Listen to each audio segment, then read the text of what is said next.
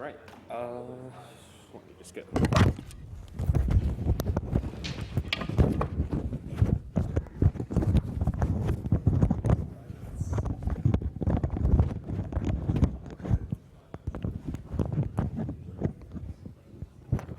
This microphone scene is.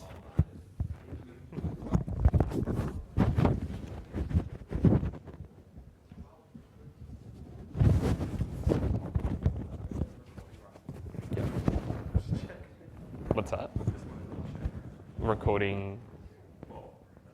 I mean, the lecture should be recording, hopefully. Hopefully the people of the internet can hear us.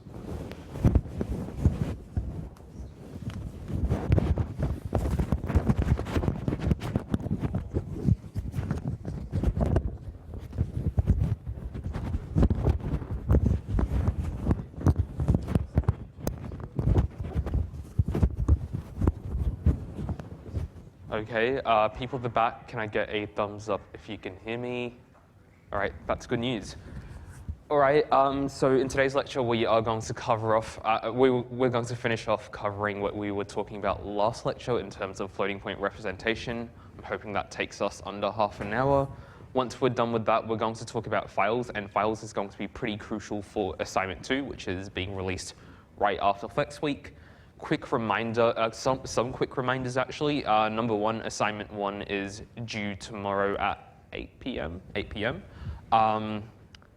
We have made slight modifications to the late penalty just to make it a little bit more generous. You can go ahead and read about the late penalty on the assignment page. The other thing to note is that there is a weekly test that's being released this evening, and there is also another weekly test that gets released next Thursday. So there is a weekly test that's released this evening, as well as another weekly test that's released during Flex Week. Both of those weekly tests, however, aren't due until week 7. So if you really do want to take a break next week, you can. Just remember that Lab 7 is due Monday, week 7 as well. Okay.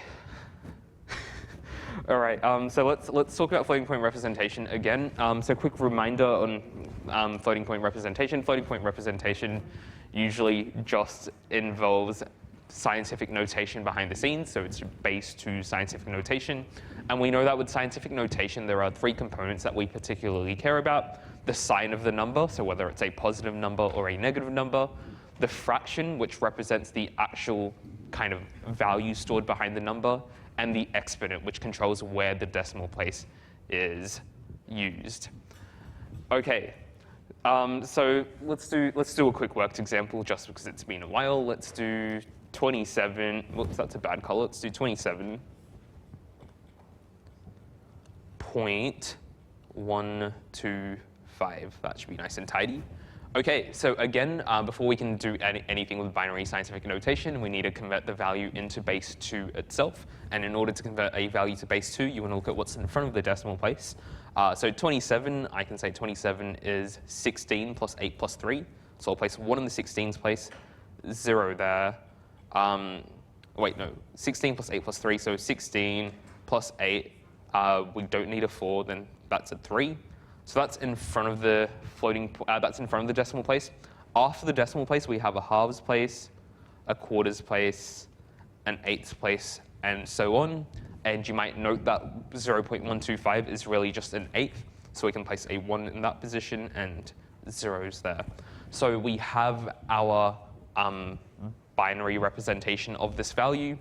Now, in scientific notation, we can shift this decimal place over to the left by 4 places. So that's going to be 2 to the power of 4.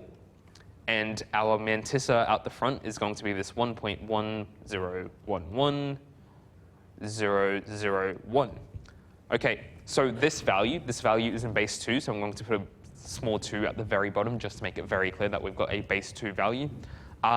This value represents 27.125 in base 2 scientific notation, and the floating point representation takes 32 bits, and it divides those 32 bits up so that the first bit represents the sign of the value. In this case, we have a positive value. So we're going to represent the sign using 1 bit. Sign's going to use 1 bit. And if the sign is positive, we'll place a 0. If the sign is negative, we'll place a 1 in the position of that bit. Now we have 8 bits to store what we call the biased exponent. We have 8 bits for the biased exponent.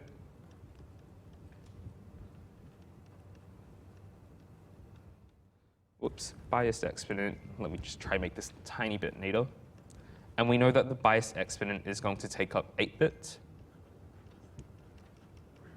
All right, so the biased exponent is not the same thing as the real exponent. So the actual exponent that we can see here is the number 4. But the kind of hack that we use in order to support negative exponents as well as positive exponents is to add the number 127, wait, 127 and 128. I always get this mixed up. 127 to this value. So the biased exponent is going to be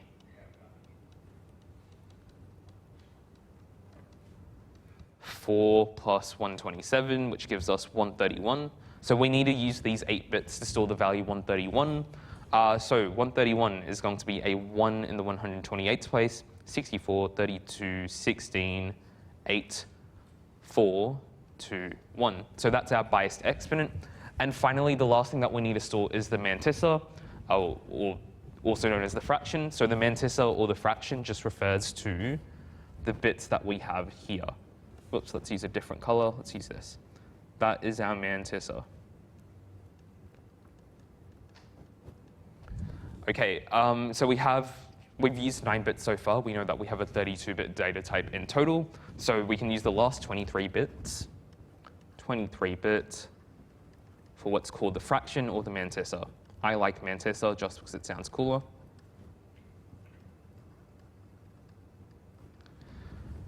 All right, and that's going to be 1, 0, 1, 1, 0, 0, 1. So we've used up 7 bits so far. That gives us another 16 bits that we could use, but there's nothing after this 1, so I can just store a bunch of zeros to represent that. So I'll keep adding zeros until I have 23 bits in total for the mantissa. So the crucial thing to remember with the mantissa is that we only store the stuff that's after the decimal point. Because we know that before the decimal point, we are guaranteed to have a 1 bit in that position. That generally works, but there is going to be an exception where this logic no longer works. And that is, how do we represent the value 0? Because the value 0 is equal to 0 times 10 to the power of 0 if you're working in base 10. Or if you're working in base 2, the value 0 is just 0 times 2 to the power of 0. So this system that we have to represent values in scientific notation works pretty well in terms of omitting the leading bit, because you know that the leading bit is going to be 1 for every value. Sorry, yeah, you know that the leading bit, the thing that's before the decimal place, is always going to be 1 for every value except for 0. So this kind of representation works for everything except for the value 0. So the question is, how do we actually represent the value 0 using this system? That is the wrong slides. Let's find the right slides. There we go.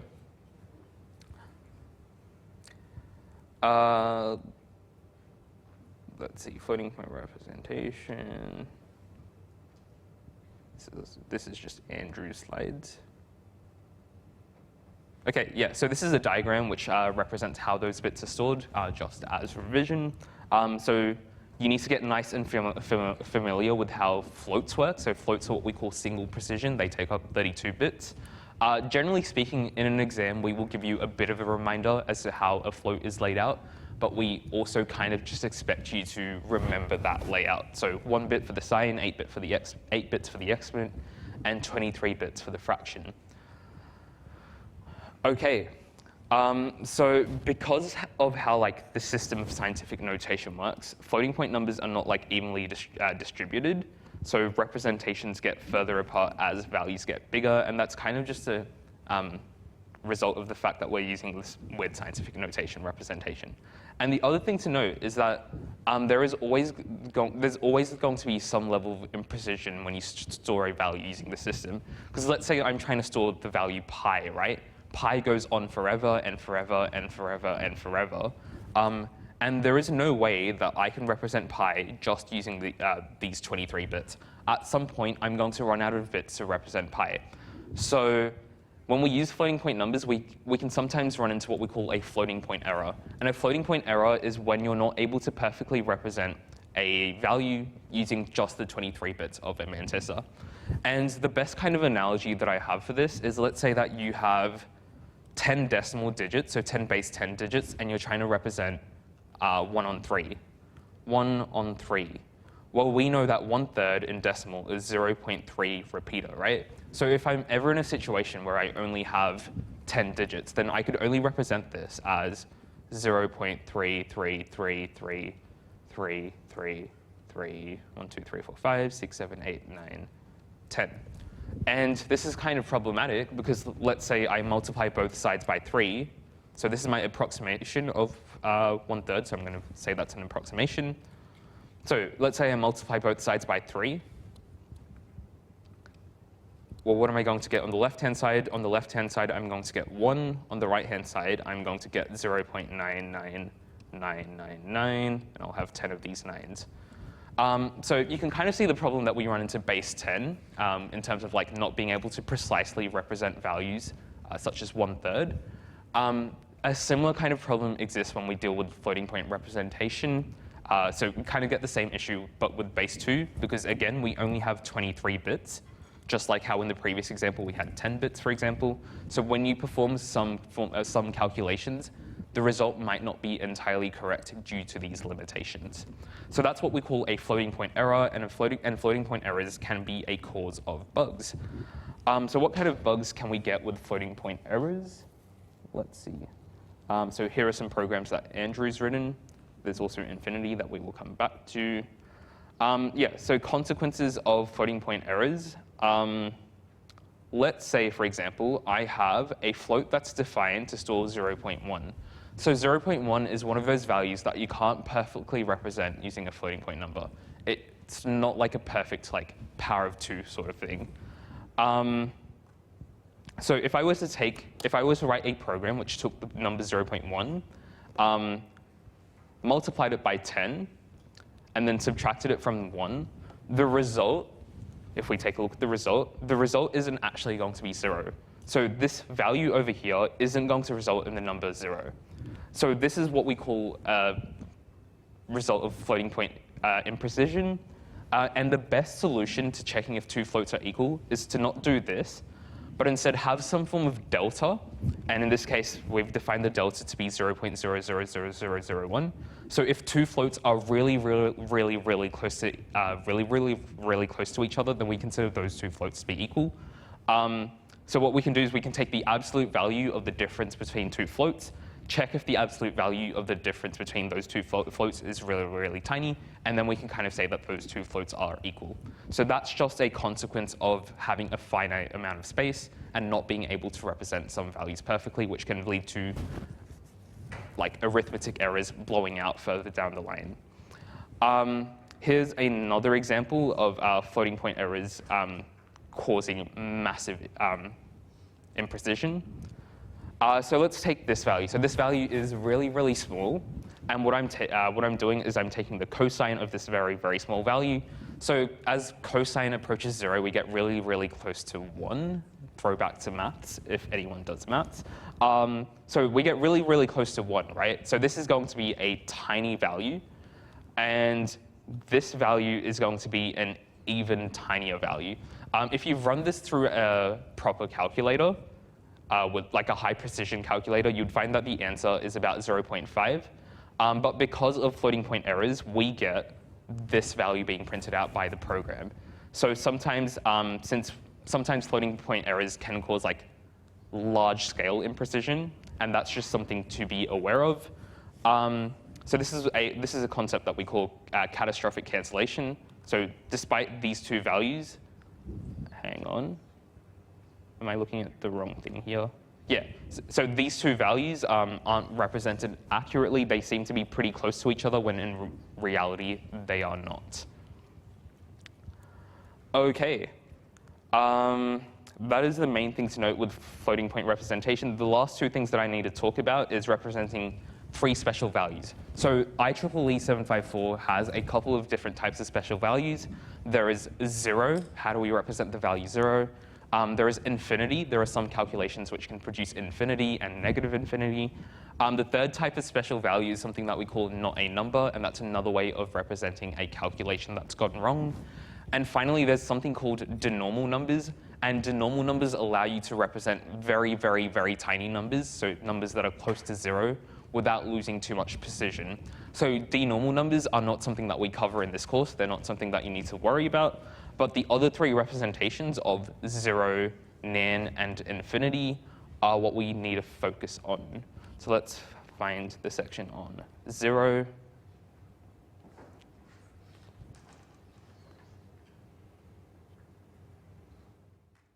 Exploring bit patterns, infinity. OK. So there are going to be situations where a calculation might produce infinity. So for example, if you take the number 1 and divide it by 0, that produces a result called positive infinity. And we kind of need a way to represent positive infinity using this system. So for infinity, infinity is kind of a special case. Infinity doesn't really follow this formula. Instead, if we have a value which has some sign, so this is our sign, sign is going to take up 1 bit. We'll have a sign. We will have 8 bits for the mantissa, which I forgot the color of. Sorry, 8 bits for the exponent.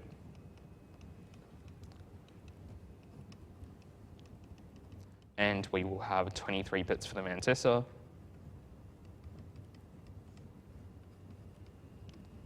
So in order to represent infinity, the creators of the standard, IEEE 754, have decided that if we set all of the bits of the exponent to be 1, 1, 2, 3, 4, 5, 6, 7, 8, and we make the mantissa 0, if we make the mantissa 0, 1, 2, 3, 4, 5, 6, 7, it's going to be 23 of these, then this value represents infinity. So if we have a bit pattern where this exponent is all 1s, and the mantissa is all 0s, we consider that value to be infinity. Now, you can either have positive infinity or negative infinity, because if I did 1.0 divided by 0.0, I would expect that to give me positive infinity, whereas if I did minus 1.0 divided by 0.0, I would expect that to give me negative infinity. And we can change whether it's positive infinity or negative infinity by using the sign bit. So if the sign bit is 0, that tells us we have positive infinity. If the sign bit is 1, that tells us we have negative infinity. So that's our first special case. The first special case is infinity. The next special case that we need to consider is what we call not a number. Not a number. Where is not a number? That's the wrong file. Here we go. Not a number. So 0 divided by 0 in maths, we consider 0 divided by 0 to be undefined or indeterminate. So we have a way to represent things that don't really mathematically make sense, such as dividing 0 by 0. I think doing square roots of negative numbers also produces an nan. So this is a representation that we can use in order to figure out if a calculation has gone wrong and has produced an invalid result. And in order to represent nan, we do the same thing as before. So for infinity, we said that the exponent has to be all 1s and the mantissa has to be all 0s. For nan, instead of the mantissa being all 0s, the mantissa has to be some non-zero number. So if the mantissa is non-zero, that tells us it is not a number. If the mantissa is all 0s, then we know that we have infinity. So that's the distinction between infinity and not a number in terms of representation. As long as one of the bits here, whoops, that's the wrong color. As long as one of the bits here is non-zero, then we know that we have a representation of not a number. So something to note with not a number is that you can either have positive nan or negative nan, and both of those are considered representations of not a number, so the sign bit is not relevant when it comes to nan. And the second thing to note is that 2 nans aren't equal. So if I have one floating point value, float x, and that floating point value has the value nan, and I have another floating point value, and let's say that's float y, and this value also has nan, x and y are not equal to each other. it's not possible for two nans to be equal to each other because both of those nans are considered invalid results. So when you try to perform an equality operator between two nans and C, you will get false, even if both of them, if you have two floats and both of those are nan and you try to check if they're equal, that will still give you a false. All right, I keep opening the wrong slides. Let's make sure I haven't missed anything. Yeah, so x is equal to x is going to produce false. But there is a special function, I think it's in maths.h, called isNan. Let's double check that. Man is nan. It comes from math.h, yep. There's a special function called isNan, which you can use to check whether a value is nan or not. I think there is also similar functions for infinity. Actually, no, there is not one for infinity. But in next week's lab exercises, what we're going to do is we're going to make you implement functions to detect if a value is either 0, to detect whether a value is infinity, or whether a value is nan. So that's something that you'll get a bit more experience with next week. Also, you can't do arithmetic with the nan. So if you take nan and you try to subtract a value from nan, then that value is still going to be nan. So 0, infinity, and nan are special exceptions. Otherwise, you want to be following. Oh, actually, I haven't talked about 0. 0 is our last special value. So I noted that you can't really represent 0 using this system because 0 is represented like this in scientific notation. And our system kind of assumes that there's always a leading 1 bit in the mantissa. And that works for every value except for 0. So when we get 0,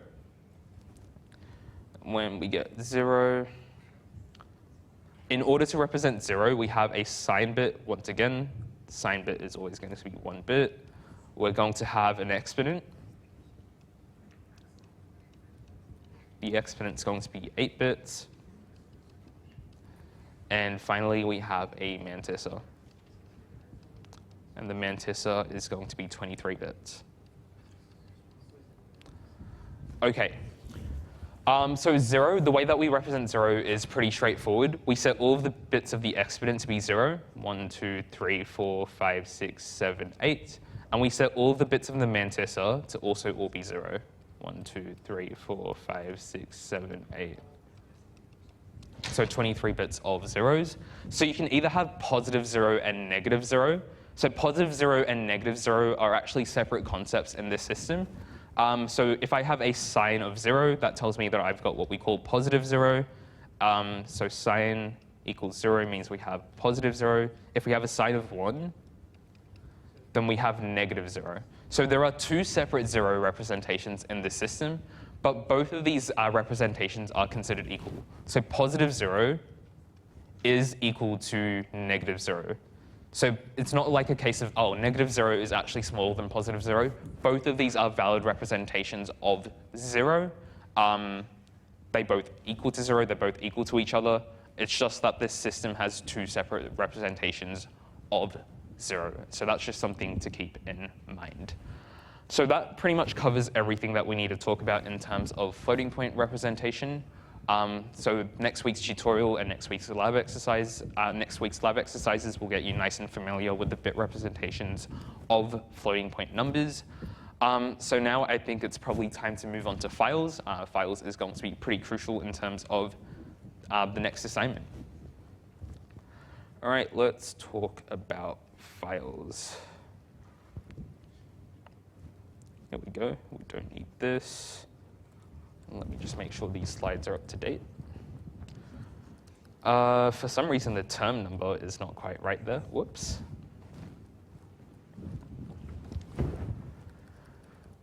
OK, let's talk about files. And before we can really talk about interacting with files on a computer, we need to get a better understanding of what your computer's operating system is. Also, let me just make sure there are no questions in chat. Looks like it's mostly just assignment-related stuff. That's good to see.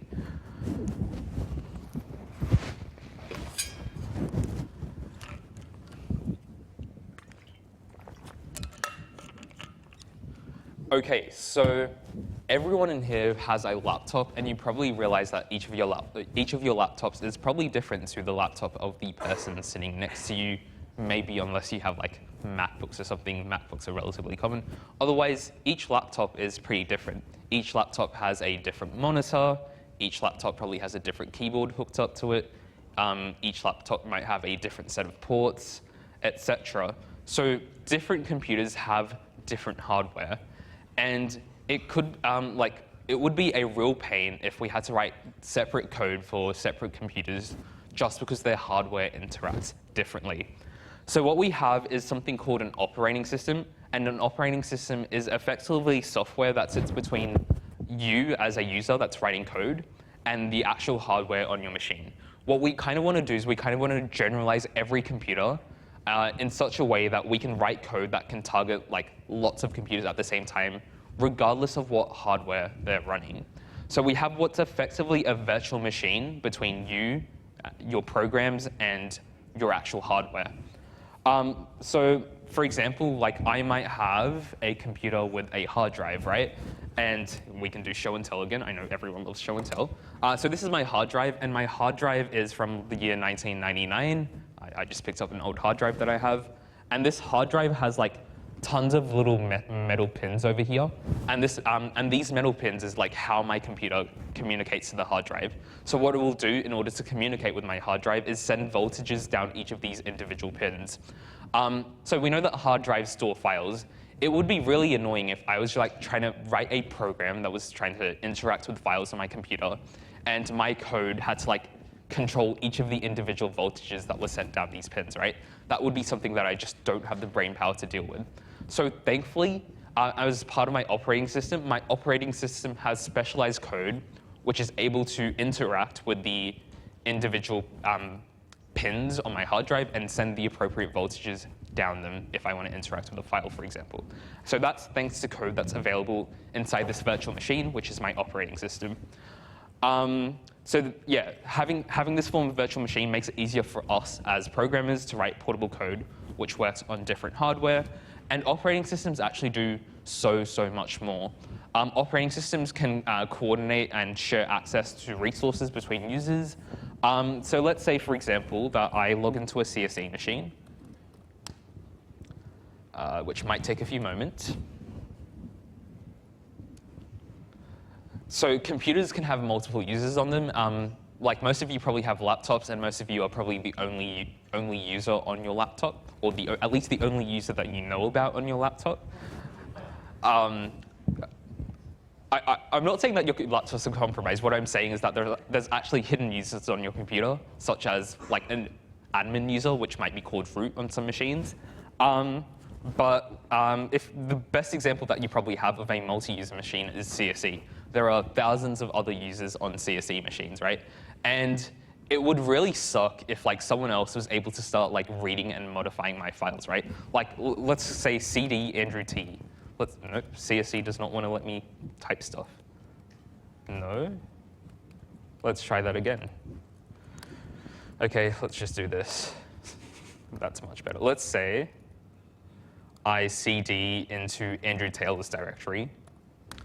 It would really suck for Andrew Taylor if I was able to like start reading his files, right? So if I type in ls, I get what we call a permission denied error. So the operating system on the CSE machines has implemented what we call access control to make sure that I can't start reading other people's files. So that is another role that the operating system provides. So it provides some form of abstraction which allows us to apply permissions for different resources. Something else to note, let's say that I am trying to sign into Google. So let me just open up a new tab, and let's say I'm trying to sign into Google. Actually, I should probably use Firefox for this. Firefox.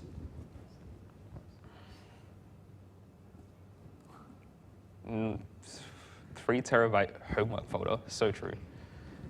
This Discord login was a ruse to get our secret information and hack into our laptops. What just was like, I'm collecting your passwords. Just to be on the record, I'm not collecting any passwords. If I really wanted to collect passwords, I could do that from like the course homepage. So no worries there. All right, where were we? Firefox took a moment, but let's say I go to google.com. Firefox is really slow. Is this going to work? OK. Let's say, for example, that I'm trying to sign into my Google account. So let's say my name is Andrew T, so I'm trying to sign into my Google account. and I enter in my password. So let's say my password is hunter2. And let's say I also download a very legitimate copy of Minecraft from the internet and I'm running that. It would really suck if my very legitimate copy of Minecraft was able to read memory from my web browser and see that I had entered hunter2 as my password, right? Because then my very legitimate copy of my very legitimate copy of Minecraft could start stealing passwords from other programs. So we want to make sure that one program can't read memory from another program. So operating systems also provide abstractions to prevent us from reading other programs' memory. We will talk a little bit about how this works in week 10.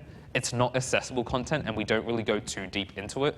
But if you do want to take a course that talks more about how we provide abstractions for memory, I recommend taking operating systems. It's pretty fun. OK. So operating systems have quite a few roles there. So in order for an operating system to function, the operating system requires hardware to implement a couple of things. First of all, the hardware needs to provide what we call a privilege mode. So back when we were writing CPU instructions, the CPU instructions that we're able to write and use for programs that what we call user programs, so programs that we write, don't actually have access to the full set of instructions on your CPU. Programs that you write are what we call non-privileged, and they can't directly access hardware. They can't directly access your computer. They have limited access to your computer's memory. Whereas privileged programs, such as the operating system, are able to access every instruction on your CPU. They're able to communicate with every device, all hardware. And it has unlimited access to memory. So there's kind of a distinction between what we call the privileged section of your, the privileged section of your computer and the privileged part of your operating system, and the non-privileged side, which is any programs that you run, as well as certain parts of the operating system as well. So operating system code, or what we call kernel code, runs in this privilege mode. It's able to access all of the instructions on your machine, whereas any programs that you write get called by the operating system in a non-privileged mode. So programs that you write can't start arbitrarily accessing files that belong to other users, can't start arbitrarily accessing memory, because it's running in this non-privileged mode, and the CPU kind of has this idea of what these different modes are to make sure that you can't just start entering this privileged mode. And again, this non-privileged mode has access restrictions to memory, which we'll talk a little bit about in week 10. OK, so let's say that I'm writing a program, and I want my program to be able to interact with files on my computer. How do we go about doing that, considering that our programs are non-privileged and they're not able to actually access devices? Well, we kind of saw this when we worked with MIPS instructions in the first few weeks of the course. When we wanted to interact with the outside world to print things or scan things, we had to use a system call. So system calls are kind of a mechanism which allow us to ask the operating system to complete a privileged task for us. And if the operating system is happy with the request that we made to it, then it will fulfill that task and then return execution back to our program. Yeah, so we've talked about system calls in the past. System calls allow us to transfer control to the operating system, and we give the system call some arguments which allow us to specify what we want that system call to actually do. And once the system call is done, it's going to return back to our program. It's going to return values potentially, and our program returns to its non-privileged state. OK. The other thing to note is that different operating systems have very, very, very different system calls. So the system calls that you have available on a Linux machine are extremely different to the system calls that Windows has. So that's why when I compile a program on my Linux machine, it's not going to work on Windows, because when I compile a program on my machine, it's compiling it to use those Linux system calls, which don't exist on Windows. So that if you want to write a program that targets a Windows machine, you need to make sure that when you compile it, you tell the compiler to target a Windows machine. So Linux has a lot of system calls. There's 400 of them. And there is actually a header file somewhere, which actually no, there's a man page called man2syscalls, which lists out all of the system calls available on this particular Linux machine. So there are a lot of them. There's like a ton of these system calls. The good news is that we don't expect you to know all 400 of these system calls. There's only about maybe 10 to 15 that we interact with in this course, which we'll see in the upcoming weeks. OK, there is also a header file which we can include to see all of these system calls. So I think on my machine, it's going to be user include, I think it's ASM generic. No, is it just yeah, it's ASM generic.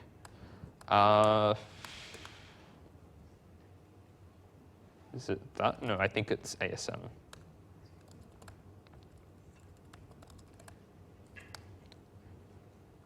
No, that's not quite right. I don't know where it is on this machine, but I think we all have access to a CSE machine, so it's probably more useful if I look for this on a CSE machine.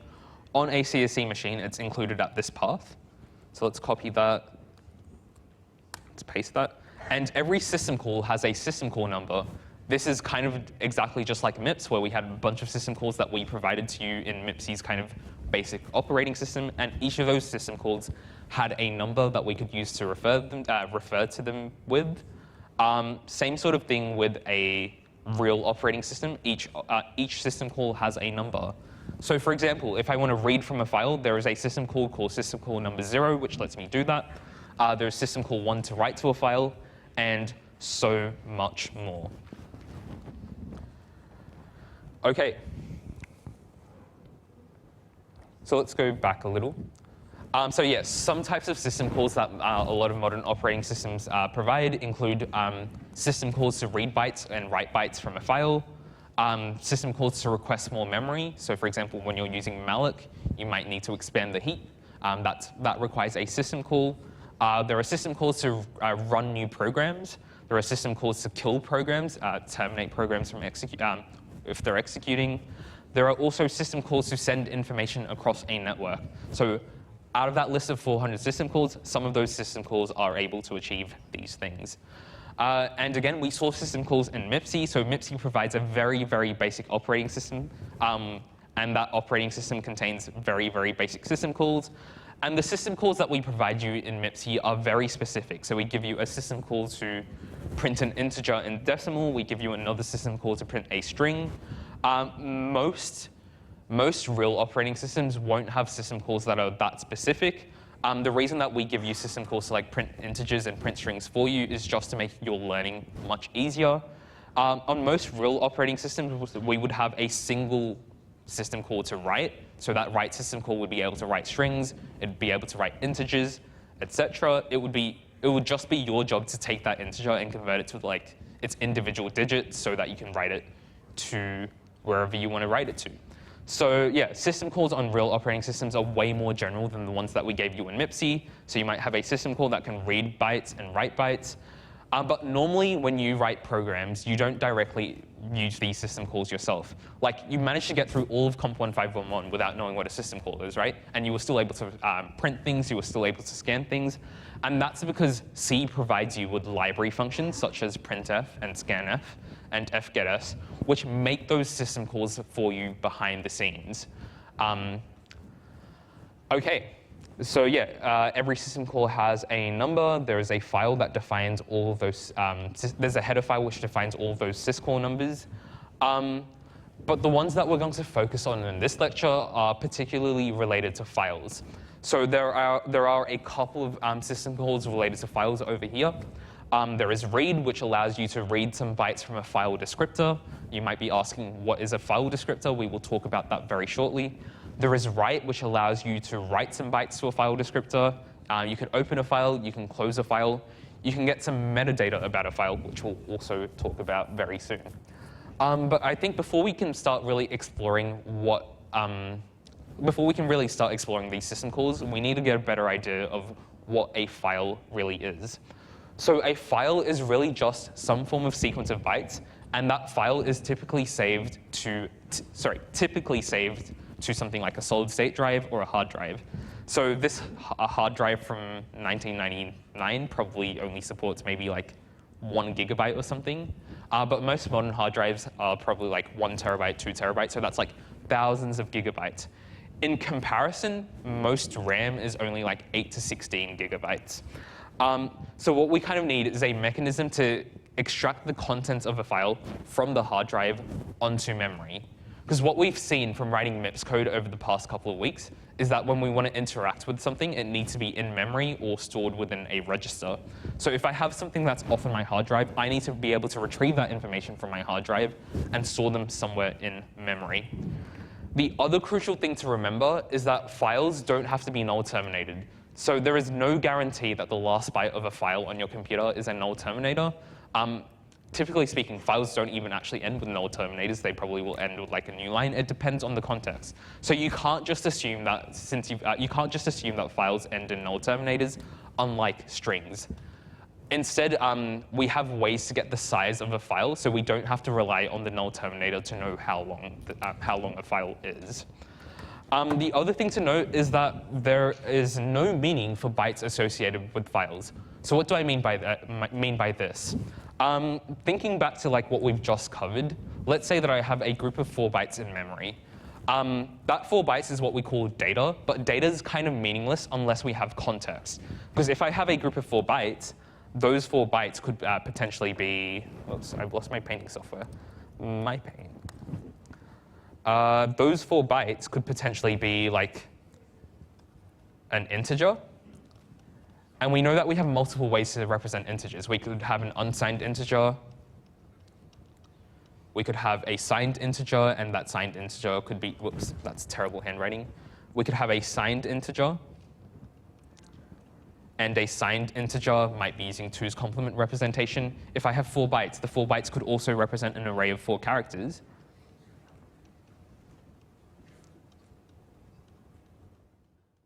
Of 4 chars. If I have 4 bytes is also 32 bits. We know that floating point numbers are also 32 bits. So maybe those 4 bytes tell me that it's a, sorry, maybe those 4 bytes represent a floating point representation. So the meaning of those 4 bytes really depends on the context that we use it in. And for example, if we're working with C code, we generally have a pretty good hint as to what these 4 bytes might be used for depending on the type of those 4 bytes. So if I have it stored as a float, chances are that if it has the float data type, it's probably representing a floating point number. But at the end of the day, your CPU doesn't really know what a type is. It really depends on the instructions that we use to interact with those 4 bytes to kind of like define what those 4 bytes actually mean. So bytes depend on context, and the same thing sort of applies with files. So maybe as an example, let's go to the COMP1521 memes folder. Do I have the memes folder? I don't have the memes folder. That's a travesty. Let's get some memes here. COMP1521 UNSW/memes. Hopefully that doesn't take too long. OK, that might actually take a while. Maybe I shouldn't have done this. There's some videos in that repo. OK, let's go to the memes directory. What memes do we have? We have some memes in the meta directory. Let's go to the meta directory, and we have a bunch of memes. And you can probably guess that most of these memes are probably images. Like, what's the big hint here, which is telling you that the file is probably an image? What's kind of giving that away? .png. So .png is what we call a file extension. But it turns out that on like most operating systems, such as Linux and Mac OS, those file extensions are meaningless. Because what happens if I take this file? Let's take this file, and let's make a copy of this file where we change the extension to be .pdf. Does that now mean that this brand new file is actually just a PDF, just because I changed the file extension? Well, if you were using Windows, the Windows File Explorer kind of like relies on file extensions. But if I were to try open this PDF up in an image viewer, sorry, if I were to try open this PDF up in a PDF viewer, so let's say that I use Chrome as my PDF viewer. Actually, let's say I use Firefox as my PDF viewer. If I try to open this, Is it going to show me this image as if it were a PDF? My Firefox is very slow for some reason. OK. But the answer is no. It's not going to start like rendering that as if it were a PDF. It's going to try to display an image. So despite the file extension saying .pdf, this file is still an image. And the reason for that is because the individual bytes inside that file represent an image. Wow, this took its time. Yeah, so my Firefox has tried to open up this image as if it were a PDF, and it's struggling because the contents of the file don't exactly match what a PDF should be. There is a really, really smart command on Linux called the file command, and the file command will essentially inspect the individual bytes of a file to try guess what that file might contain. Because it turns out that PDFs generally follow some structure. Turns out that PNG files also generally follow some structure. So we can actually look at how the bytes of a file are structured to kind of guess what type of file it might be. So despite this file ending in .pdf, the file command is going to be, that's not right. Wow, OK, the file command doesn't like that image. What about this? That's definitely an image. OK, maybe my file command is broken. That's hilarious. OK. Let's try it on CSE. OK, let's just copy this image to CSE.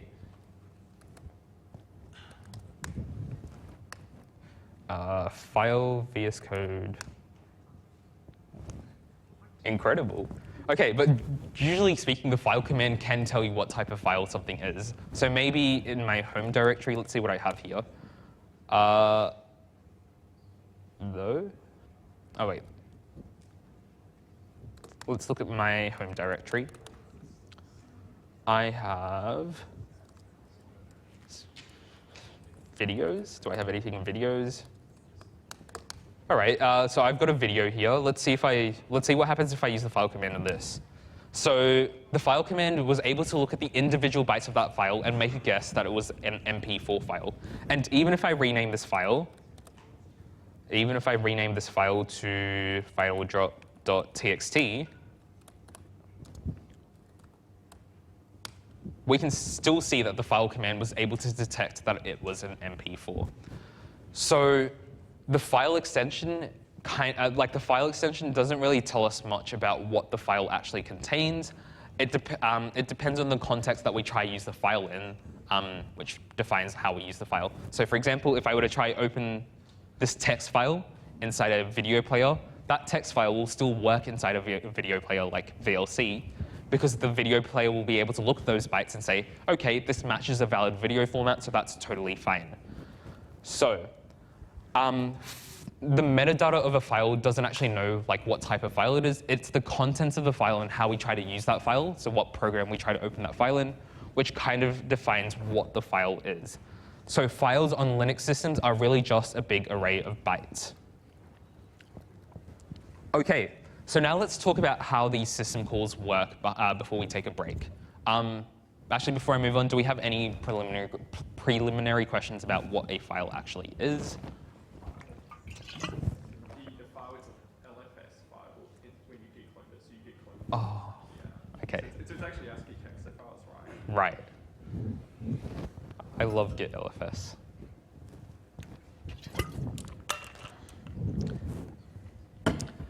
OK. Let's talk about system calls. So we know that my hard drive is really just a massive array of bytes, and there is special I wouldn't really call it software, but there is a special data structure on my hard drive called a file system.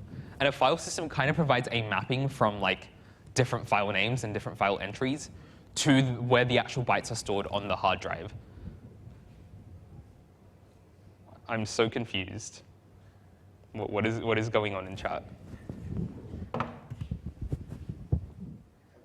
So true. OK.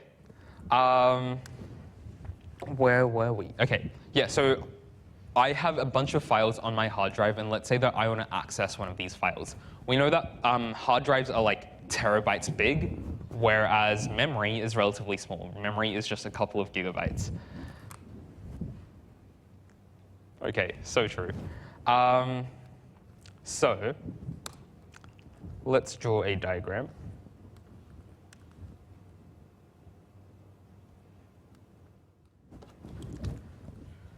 Let's say that I have some file stored on my hard drive, and let's call this file foo.txt, and let's say that foo.txt is maybe 8 bytes long.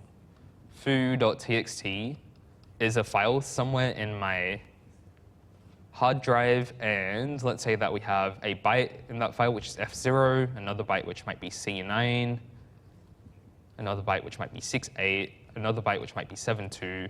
So I'm representing each of these bytes as hexadecimal values, and 73. So this is my file somewhere in my hard drive. We can't actually use files from our hard drive directly. We can't directly use files from our hard drive because we need to load it into memory first. So we somehow need to use a system call to retrieve the bytes of the file from our hard drive and somehow grab them into memory. So the designers of the Linux system calls might have been able to make. I'm just going to not look at this. It's a bit distracting. I'm going to pull a jazz. OK. The designers of the system call back in the day might have decided that, hey, lecture chat is gone. Maybe that's for the better. I'll deal with it after break. OK. Maybe the designers of the system call to read from a file might have said, OK, I'm going to implement a read system call. And the read system call is going to be able to take the name of a file. So in this case, we want to take the foo.txt file, and also take in how many bytes we want to read from that file. So let's say that I want to read the first 3 bytes of this file. I could say foo.txt, give me 3 bytes from foo.txt, and then it's fine now. Give me 3 bytes from foo.txt, and also store it in this array. So let's define an array in memory. Let's allocate an array in memory, and let's call the array array. That's a terrible color to use. Let's use this color. This is our array. Our array lives in memory, and let's say that our array has 3 bytes to store the content of our file. 1, 2, 3. So we're going to read 3 bytes from the hard drive. We're going to read 3 bytes from foo.txt, and we want to grab those 3 bytes and store a copy of them somewhere in memory. So in order to read from a file, we're going to allocate an array. We're going to specify where we want to read from and where we want to store those 3 bytes to. OK, so this is what the designers of a hypothetical read system call might have decided to do. We'll take in a file name, we'll take in how many bytes we want to read from that file, and then we'll store it to the array. And this design works, right? We could potentially grab those 3 bytes from the file,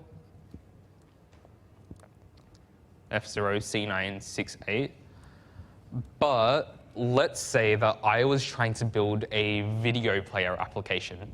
We know that videos can get pretty big, right? Like a movie might take up 20 gigabytes. But let's say that my computer's RAM only has maybe 16 gigabytes in memory. Well, if my video player application tried to load the whole video into memory, it would have an issue, right? Because we don't have enough memory for the entire video. But generally speaking, if you have a video file, you're not trying to watch the entire video at once, right? You're trying to watch the video minute by minute. So what your video player application could do is, let's say that we had maybe foo.mp4, and foo.mp4 had several bytes. So let's say that you only needed 3 bytes for the first minute of the movie. What the video player application might want to do is read the first 3 bytes from the file, play that first minute, and then after the first minute is done, it loads the next 3 bytes from the file to play the second minute. But the problem with our current design, the problem with our current read system call, is that it can only read 3 bytes from the start of the file at any given time. And that's kind of annoying if you're trying to read in a massive file, right? If you can only read in from the start. So that's why the designers of the Linux file system calls didn't adopt this model. Because again, we are restricted to reading bytes from the start of the file. We might want to read bytes later on further down from the file. And also, let's say that I'm watching a video, right? It would be really annoying if I had to keep track of where in the file I was up to, right? So let's say I want to read in the first minute of the video, so I'm going to start from here. I'm going to read in the first 3 bytes of the video. And then let's say after I finish playing the first minute, I need to remember that I've read the first 3 bytes. So now I want my cursor to start reading from these 3 bytes. So since we're progressively reading through the file, we kind of want to keep track of where in the file that we're up to. And it turns out that this is a pretty common pattern for like most programs that read from a file to follow. We need to keep track of where in the file we're currently up to reading. So the designers of the Linux file system calls decided, OK, generally speaking, when you interact with a file, you want some form of cursor which keeps track of where you're up to in that file. What if we just build that into the operating system? So after a break, we're going to come back and we're going to talk about how these Linux operating systems actually work. And yeah, I have no idea as to what's going on in Discord chat, so maybe it's time to go have a gander.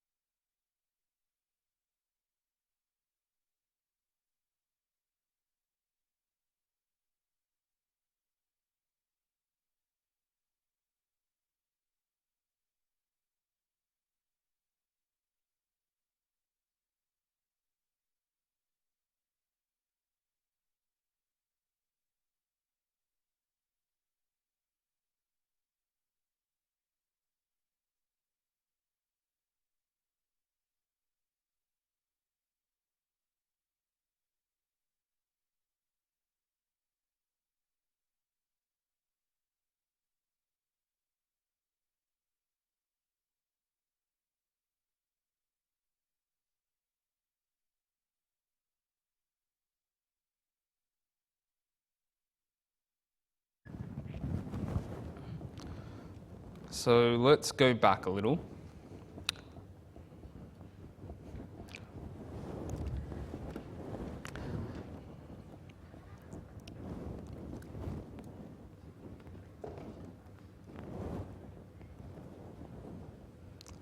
Let's say, for example, I lost my file. Let's bring back our file. Let's say, for example, I wanted to read 3 bytes. Let's say, for example, I wanted to read 3 bytes from my MP4 file. How does Linux go about interacting with files in terms of system calls? Well, the first thing that we need to do is we need to use a special system call called open. We need to use a system call called open. And what open does is it sets up the file so that we can use it by giving us what we call a file descriptor. So the open system call takes in a bunch of things. The first thing it takes in is the name of the path to the file that we want to open. So in this case, I want to open foo.txt. And it takes in a few other things. In fact, we can find out what those other things are by looking at the man page for the system call. So section 2 of the man pages is the section which documents system calls. So if I want to find out about the open system call, I'm going to use man2 open. So the open system call takes in a bunch of things. It takes in the path to the file that we want to look at. It takes something called flags and something called mode. Essentially, flags is how we define how we want to interact with that file. So do we want to read the file? Do we want to write to the file? Do we want to append to the end of the file if it already exists? Do we want to overwrite the file if it already exists, etc.? So let's say for now, we just want to read this file. So for the next argument to my system call, I'm going to say I want to read the file. And there is also the mode argument, which I will just ignore for now. And what open does is it will essentially open the file behind the scenes inside the operating system. And what opening a file does is it inserts it into what we call the process's file descriptor table. So every process on your computer has something called a file descriptor table. And the file descriptor table is a big array which keeps track of 2 crucial things. Number 1, the file descriptor table. The file descriptor table is an array, and the array contains a bunch of structs, and those structs contain 2 crucial things. Number 1, it maps, it keeps track of which file we just opened. So for example, if I open foo.txt, it's going to have an entry to keep track of the fact that we've just opened foo.txt specifically. And the second thing that it'll keep track of is where we are up to inside that file. So it keeps track of what we call a cursor. And the cursor keeps track of where we're up to reading or writing to inside that file. So a file descriptor table is just an array which every process on your operating system has. And when you open a file, when you use the open system call, it creates an entry inside that array, and it returns the index. It returns the index for that particular file from the system call. So it returns the index into the file descriptor array. So it's going to open the file foo.txt. It's going to create an entry in the file descriptor table. And then it's going to return the index of that file in the file descriptor table. And the index is what we just call the file descriptor number. So this number is what we call the file descriptor.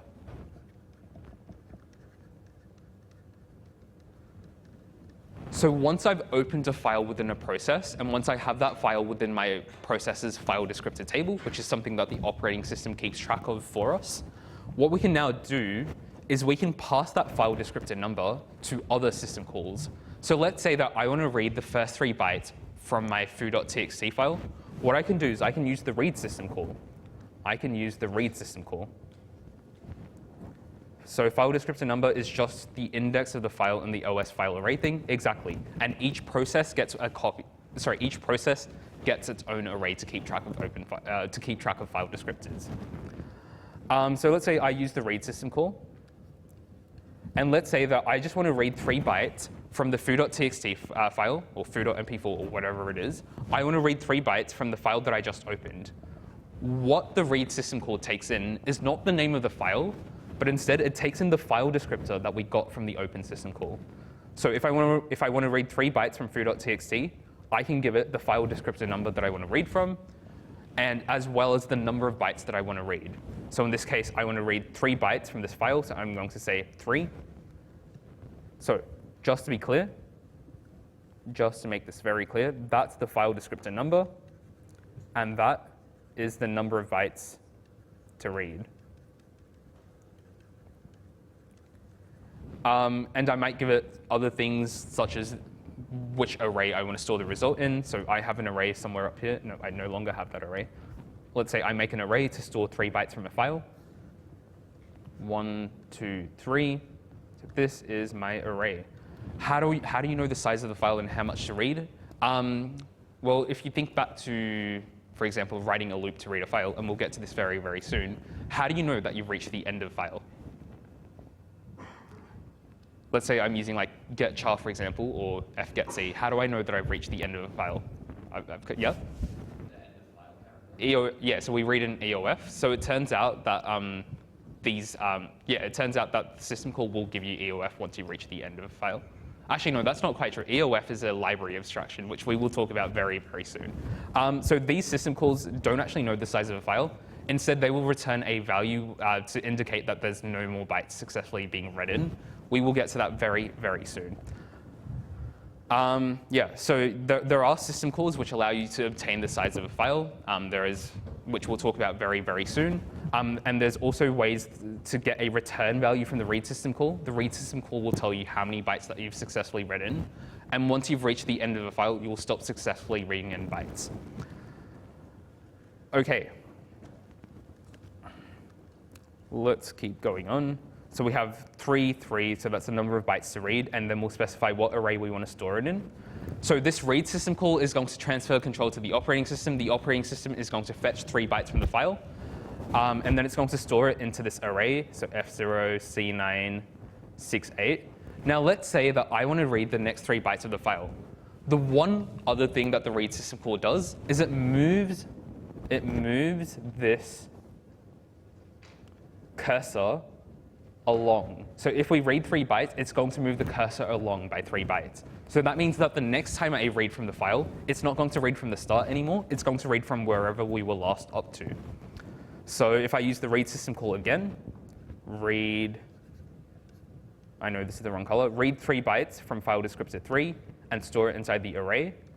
Since the cursor is now up to here, since the cursor is now up to this point, it's now going to read from that point and replace these bytes with 722173 and move the cursor along. So every time you read from a file, you grab bytes, you store it to the array, and then you move the cursor along by however many bytes you read. Is the cursor like a linked list? The cursor is kind of just like the offset into a file. So it's just a count of like how many bytes into the file that we're up to. So the cursor only keeps track of where we currently are up to. It doesn't keep track of where the cursor used to be. OK. So how do we implement this as code? So we need to use the open syscall, and we need to look at what the read syscall does as well. Man to read. The read system call attempts to read bytes from a file descriptor into the array, into the buffer starting at buff. So we give it 3 things. We give it the file descriptor we want to read from. We give it the array that we want to store the result in. And we give it the number of bytes that we want to read from the file. We can also look at the section on return values to see what this system call returns. On success, the number of bytes read is returned. 0 indicates the end of a file. So when we use the read system call and the read system call gives back a 0, that tells us that there are no more bytes left to read from the file. OK. Now similarly, just like we have a read system call, we also have a write system call. And the write system call is able to write bytes to a file. So let's say, for example, I open up a file. Let's say I open up a file. Let's create a new file. Let's call it let's call it bar.txt. And I open it up for writing. So I'm going to open it up for writing. All right. What I can do is I can now use the write system call. The open system call is going to give me some file descriptor number. So since it gave me 3 before, chances are it's probably going to give me 4 next. So let's say that it returns 4. I can now take that file descriptor number. So I know that the file descriptor number is 4. And I can now specify some array that I want to write to my file. So let's say I want to write the string hello Xavier. Hello Xavier. I will give it a pointer to that string. Now the next thing to note with the write system call is, if we go look at the man page for the write system call, man to write, the write system call needs 3 things. It needs the file descriptor that we want to write to. It needs essentially a pointer to the string that we want to write, or a pointer to the buffer that we want to write to the file. It doesn't have to be a string. And it also needs the number of bytes behind that array, or behind that string. Why is that? That's because pointers in C don't actually have a notion. Sorry, when you pass a pointer in C, you don't actually know the size of what's behind that pointer. So if I pass in an array to another function, that function only receives a pointer to the start of the array. It doesn't actually know how long that array is. So that's why when we call the write system call, we also need to tell it how long the array that we're passing in is. So since I passed in the string hello Xavier, I guess my first question is, how many bytes does this string occupy in memory? So the word hello is 5 letters, the word Xavier is 6 letters, and the space is 1 letter. So in terms of like the amount of visible letters that we have in the string, we have 5, 6, 12, right? But how many bytes does this string actually occupy in memory? Yep, 13. And that's because this string is null terminated. But when we write bytes to a file, well, files don't have to be null terminated. So we don't actually need to write the null terminator along with it. So even though this string and the array behind this, this string and the memory behind the string occupies 13 bytes, I only actually need to write 12 bytes to my file. So I don't want to write a null terminator to my file. So I'm going to specify 12. And doing this will allow me to write hello Xavier to bar.txt. OK. So how does it know where to write in the file? Yeah, so since write is using a file descriptor, that file descriptor has an entry in the file descriptor table, which means it also has a cursor. So how does it know where to write in the file? There is a cursor. But the question here is, let's say that bar.txt already exists. Is it going to overwrite the file, or is it going to add to the end of the file? And the answer to that is it depends. We can specify when we open a file whether we want to append to it or whether we want to overwrite it. So over here, when we specify that we're writing to it, we also have the option to specify overwrite, or append. And we will see how you do this very, very shortly. OK. So we're going to now put all of this together to print out a message to the terminal. Because going back to COMP1521, if I wanted to write a program to print out hello Xavier, what would I do? I would just say printf hello Xavier and return 0. And this is hopefully a relatively straightforward program. Like, hopefully there's no surprises there. What's really going on behind the scenes, however, with printf? Well, printf is using some form of system call to write to our terminal. And in fact, it's just using the same old write system call. The printf library function is actually just using the write system call, and it's writing to a special file. And that special file is called standard output. So standard output is usually the output that's received by your terminal. And the way this works is something that I might actually explore in next week's lectures. But standard output is a special file descriptor that is opened for every process. So every process already comes with 3 entries in its file descriptor table. There is file descriptor 0, which is what we call standard input. And that's where your program typically will receive input.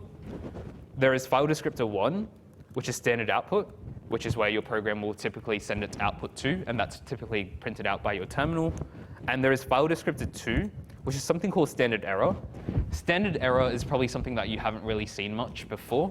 But standard error is somewhere that we can use, is a file that we can use to write error messages to. And this can be really handy if you want to separate the error messages from your program from its actual output. So every program comes with 3 file descriptors, and these file descriptors are already open. So when you use printf, it turns out that printf is actually just writing to file descriptor 1 behind the scenes. It's using a system call to write to file descriptor number 1. So what we can do with C programs is we can directly invoke system calls ourselves. There is a special function called man-syscall, man2syscall, and the syscall function lets you directly make a system call from your program. The syscall function lets you directly make a system call from your program. And I think we have a slide for this. Here we go. The C function syscall allows you to make a Linux system call without actually writing assembler yourself. And syscall is not something that you should actually ever be writing in, sorry, the syscall function is not something that you should actually be using in C code that you write. We're just going to use the syscall function to implement a little bit with Linux syscalls for this example. So let's say, for example, I wanted to use a syscall. I can use the syscall function. And in order to use that syscall, I need to specify what syscall number I want to use. So in this particular case, I want to write to standard output. So I need to find what number the write system call has. And one way I can do that is by looking at the unistd.h header file. So the unistd.h header file, which we looked at earlier, specifies all of the system call numbers. I'm just going to quickly go to CSE to check what the system call number is. So according to this file, oops, cat. According to this file, that's a very long file, so let's just scroll through it. According to this file, the system call number for the write system call is system call number 1. And different machines might have different system call numbers, but I know that my machine has the same system call numbers as the CSE machines.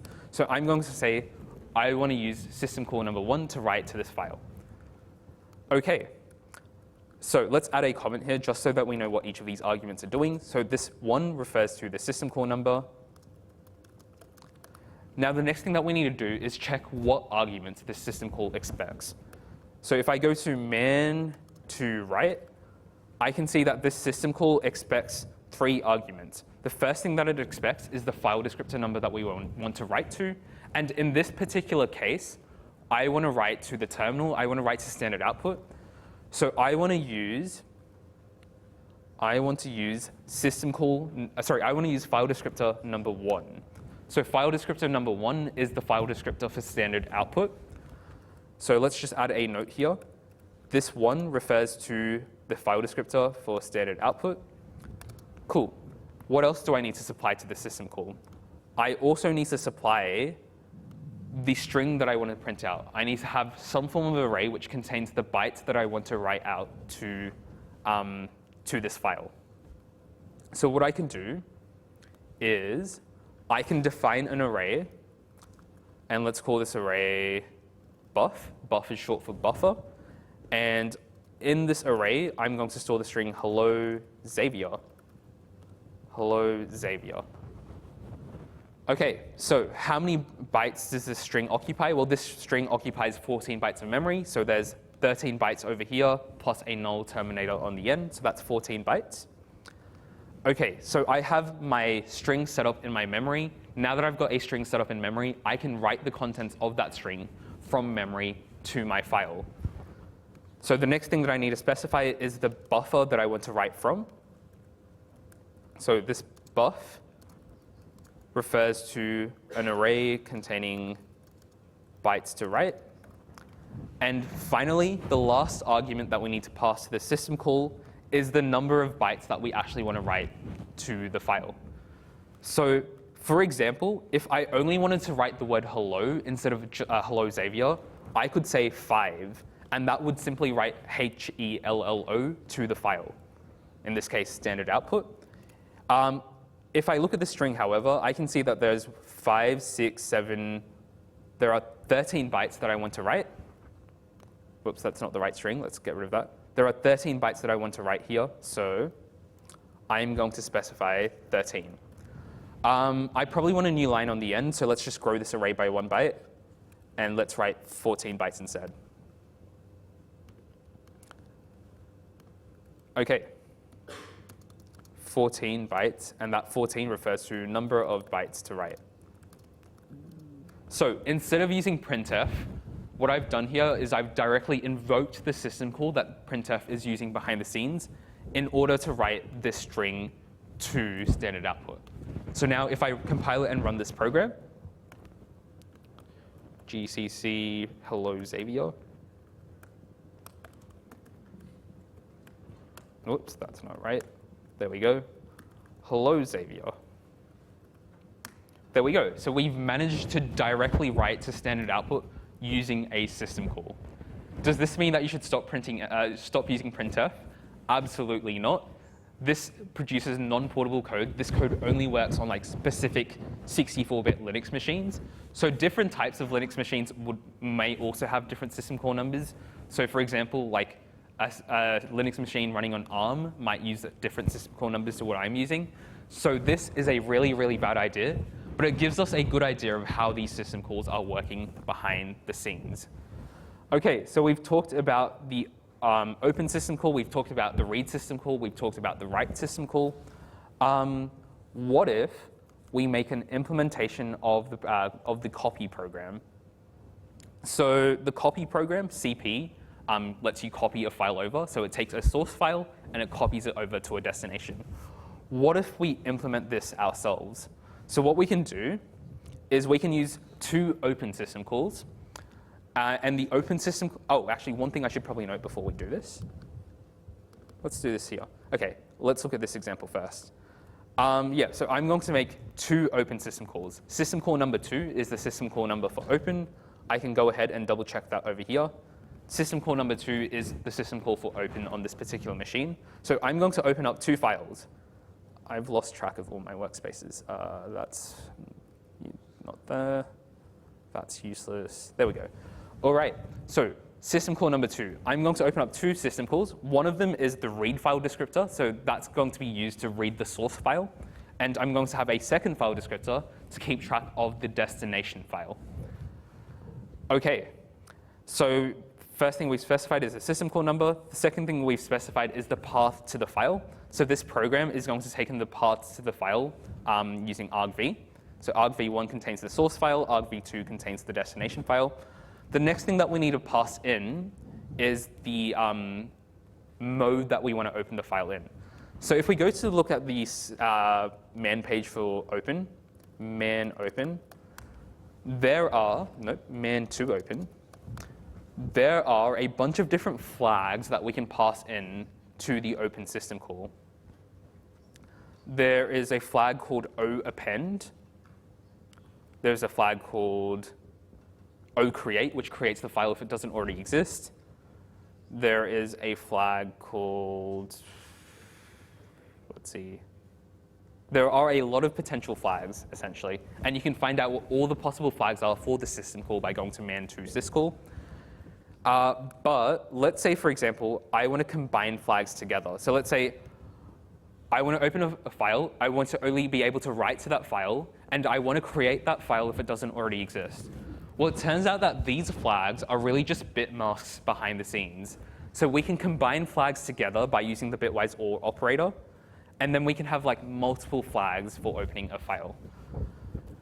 OK, so I want to write to this file, and I want to create the file if it doesn't already exist. So now we've got two file descriptors, one that's going to allow me to read from the source, and another that's going to be able to let me write to the destination. So what I'm going to do is I'm going to read from the source file.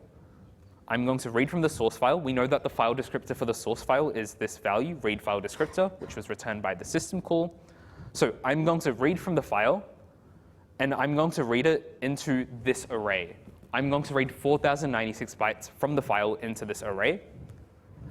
And what I've implemented over here is a check to make sure that we've successfully read in bytes from the file. Because if we go to the man page for man to open, and we scroll down to the return value,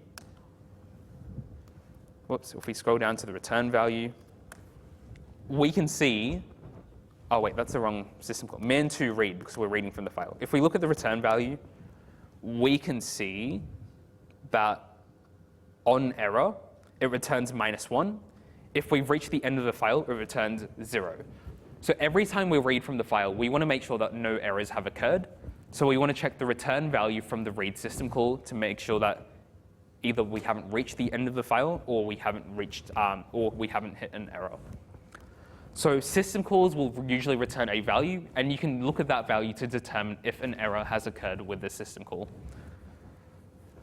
All right, so we're going to use system call number 0 to read from the file. We will read 4096 bytes from the file into this array. And what the operating system is going to do is it's going to look at my hard drive. It's going to grab 4096 bytes from the start of that file and store that into an array in memory. OK, so now that we've fetched 4096 bytes from the file, what we can do is we can write those 4096 bytes to our brand new file. So our brand new file has been created using this open system call, and we can write it using the write system call. So take the file descriptor of our destination file and write the contents of this array to the destination file. And bytes read is the value that was returned by the system call, right? This system call returns the number of bytes that was read in from the file. Let's say for some reason we're reaching the end of the file, and instead of reading 4096 bytes, it turns out there's only 212 bytes left at the end of our file. That means that the read system call is only going to return 212 instead of 4096, because there are only 212 bytes left at the end of the file.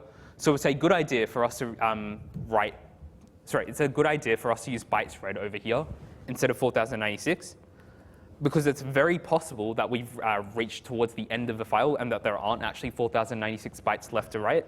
There might be something smaller, like 212, for example.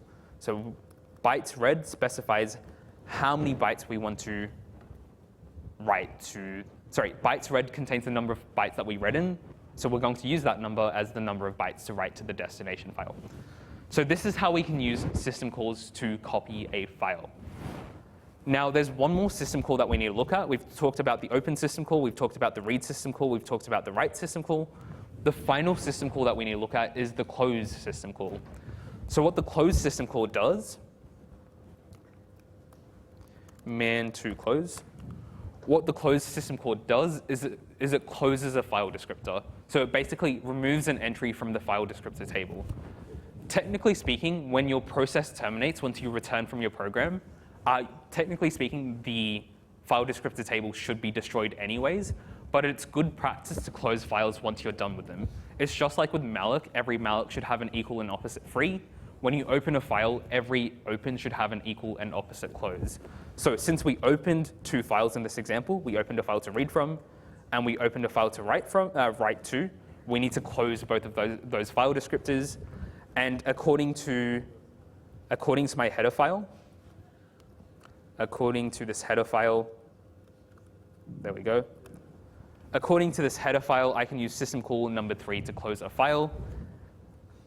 So I will use system call number 3 to close both of those file descriptors. So that's how this implementation of copy works. We're directly using the read and write system calls as well as open and close. Again, when you write real code, you won't be interacting with these system calls. You won't directly be interacting with these system calls. This example code is just here just to get us more familiar with system calls. OK.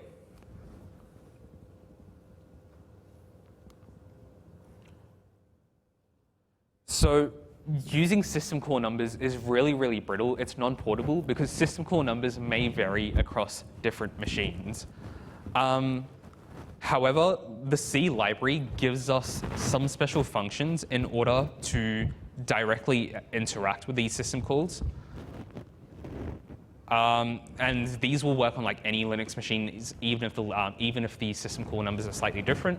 So instead of me having to like search up the system call numbers for each of these, which might vary on different Linux machines, I can use these wrapper functions. So open will directly call the open system call and figure out what the system call number for that should be. Read will call the read system call and figure out what system call number that should be. Same for write and same for close. So this is another way of writing the same program. But how would we actually write this program? Because again, when you write your own code, you won't directly be working with these system calls. Instead, you'll be working with the C library. The C library provides some abstractions for interacting with the files, and these abstractions are designed to be portable so that we can have implementations that work on like Linux machines and Windows machines, despite Linux and Windows having different system calls. So how do these abstractions work? So most of these system calls have an analogous C library version of them. So instead of having open, we have something called fopen. So instead of having open, we have, let's send this here, we have fopen. Fopen. So this is a C library function that will work on, which will work on any machine that's implemented like libc, the C libraries. So Windows machines will be happy with fopen, Linux machines will be happy with fopen, Mac machines will be happy with fopen, because there are different implementations of these C library functions on different machines. So we have fopen. Just like we have read, we have a bunch of different C library functions to read from a file. So there is fread, which is directly analogous to the read system call. There is fgetS, yep. fgetS is a function that we can use to read a string, which we can use to read a string from a file, such as standard input. So back during the week 1 labs, I think did we have fgetS? Yeah, we did have fgetS. Back in the week 1 labs, we made you use fgetS to read in strings from user input. We also have, what else do we have? We have fgetC. We have fgetC. fgetC allows us to read a single character from a file. And there are a bunch more ways that we can read from files. There's also fscanf. Fscanf is like scanf, but instead of reading from the user input, we can read in from a file. There are a bunch of different ways that we can read from a file using the C library functions, and all of these C library functions exist to make your life a little bit more convenient. And just like we have write, we have fwrite. Fwrite. We have fprintf. We have fprintf. We have fputs. We have fputc. There are a bunch of C library functions which allow you to write content to a file. Someone's mentioning gets, and I was planning to talk about gets at the end of this lecture, but we'll talk about it next lecture. Gets is really fun. So there's also another function called gets, which is kind of like fgetS, but reads from standard input. Gets is bad. We won't be using gets in this course or anywhere, but I will talk about gets during the next lecture. And finally, just like we have close, we have an analogous version of close called fclose. So close becomes fclose. OK, so let's talk about fopen first of all. Let's talk about fopen. man3 fopen. So instead of using man2, I'm now using man3 because 3 is the section of the man pages which talks about C library functions, and fopen is a C library function. So man3 fopen. Fopen takes in two things. It takes in the path to the file that we want to open, and it takes in a string which defines the mode. This is kind of very similar to open. Like if I pull up the man page for open on the other side, man2 open for the system call.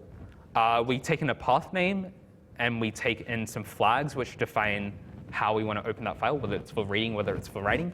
This is kind of the exact same thing. We take in a path name, and we also take in a string which defines how we want to open that file. And this string has a bunch of different options. We can open the file for reading. We can open the file for reading and writing. We can overwrite the file.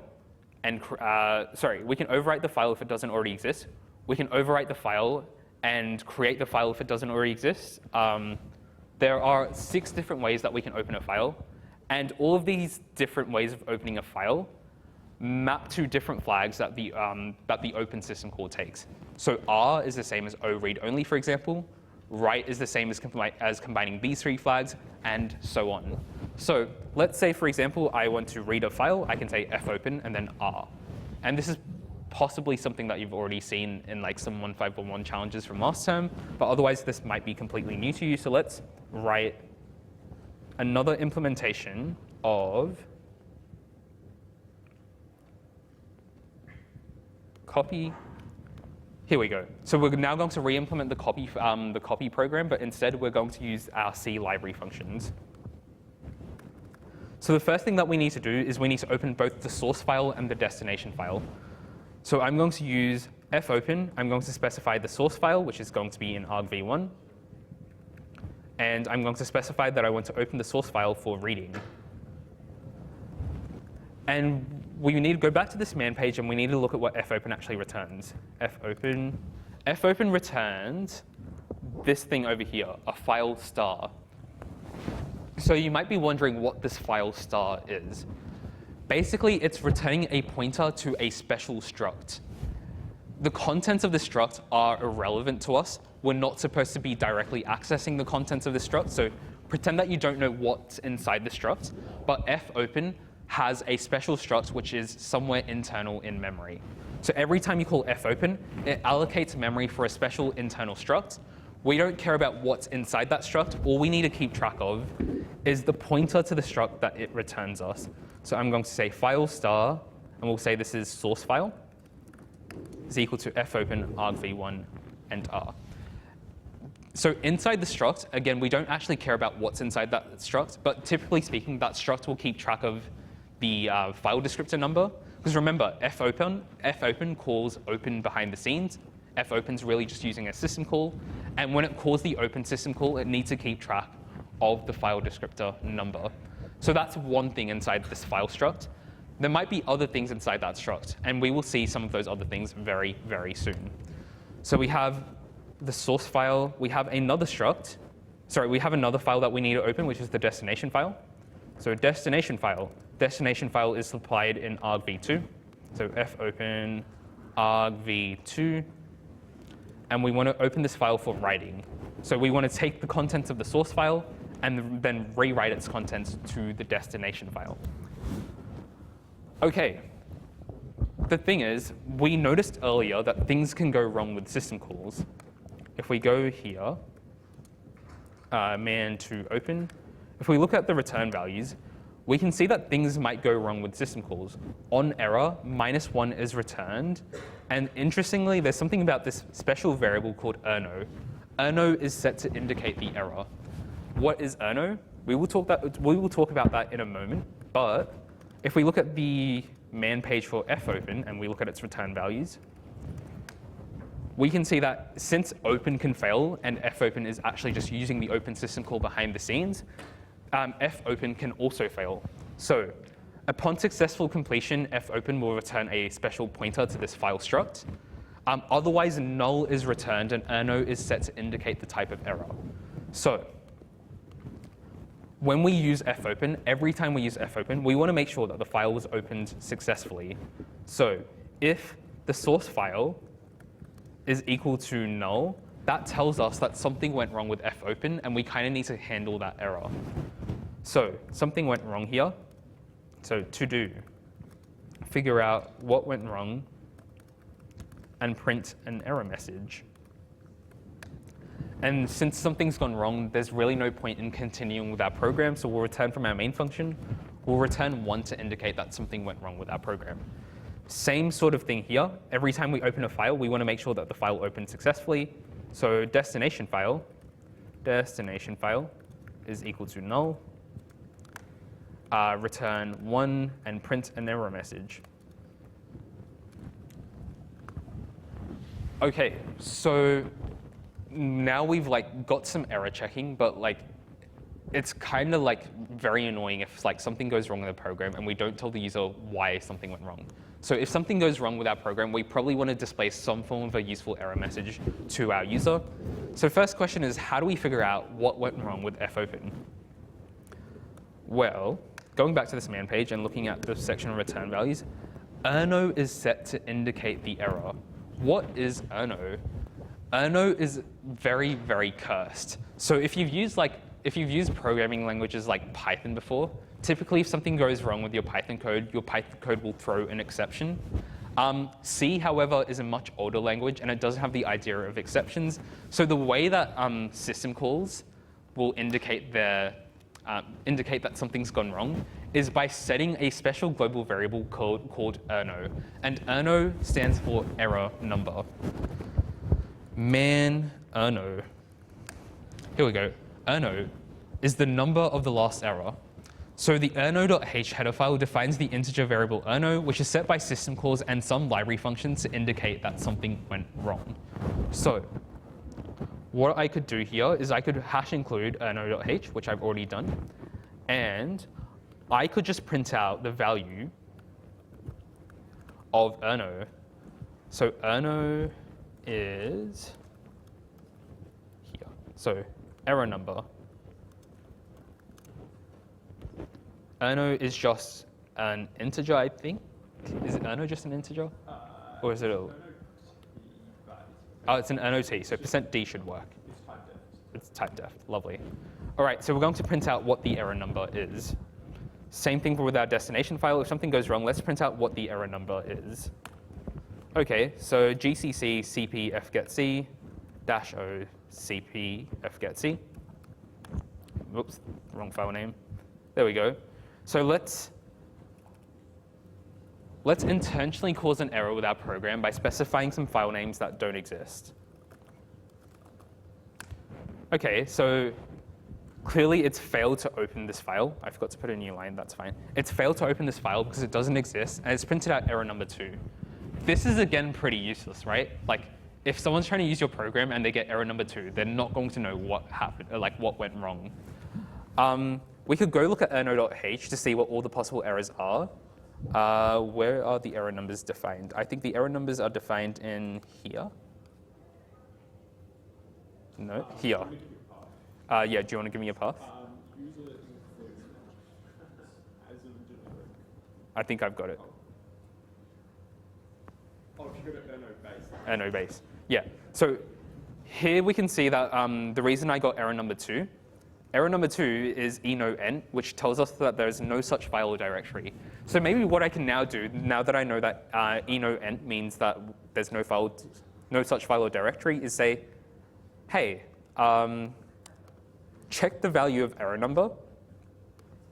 If erno is equal to eno_ent, then we know that there's no such file or directory. No such file or directory. And then we can specify argv1. OK, but already this looks kind of disgusting, right? Like we had to like include this random global variable, and then we had to like manually check its value to make sure that it was like eno_ent, and then print out an error message. How many potential errors are there? Well, there are a lot of potential errors. There's like a ton of them defined across several files. It's going to be a pain for me to like figure out every potential error and then like design an appropriate error message for each of them. In fact, if we go to man3fopen again, if we go to man3fopen,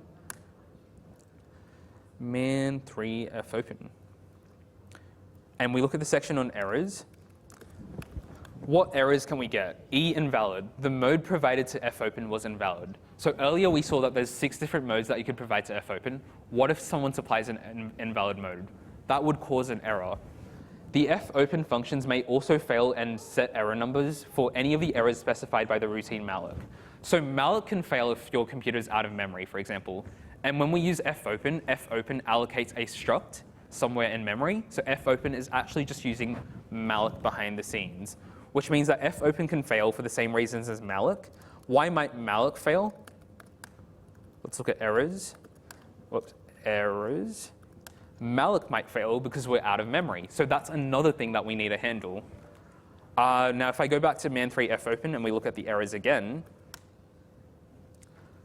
man3fopen. fopen might also fail for the same reasons as the open system call, because fopen is really just using the open system call behind the scenes. So let's go man to open. Let's see what errors open can have. And we can see that the open system call can have all of these errors. We can have invalid. We can have is directory. We can have int r. We can have access if we don't have permissions to access a file. There are a ton of potential errors here that we need to print out error messages for. That is very long and very tedious. So in the last minute, I'm going to show you something called p-error. Here we go, p-error. So p-error